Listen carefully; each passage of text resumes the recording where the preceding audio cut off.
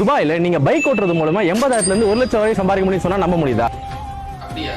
இன்னும் சரியா 2 வருஷத்துல நீ சம்பாதிச்ச காசு எல்லாத்தையும் கொண்டு போய் ஹாஸ்பிட்டல்ல தான் கொடுப்பா அப்படின்னு சொன்னா உன்னால நம்ப முடியுதா?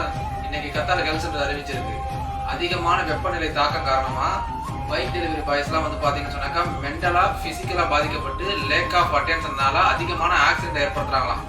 இதை நான் சொல்லல, கத்தார் ஹெல்த் சென்டர் சொல்லுது. நான் ஏற்கனவே இதை பத்தி ஒரு வீடியோ பண்ணியிருக்கேன். இங்க அடிக்கிற வெயில் நம்ம ஊர்ல அடிக்கிறத விட 2 பங்கு 3 பங்கு அதிகமா அடிக்கும், உங்களால தாங்க முடியாதுன்னு.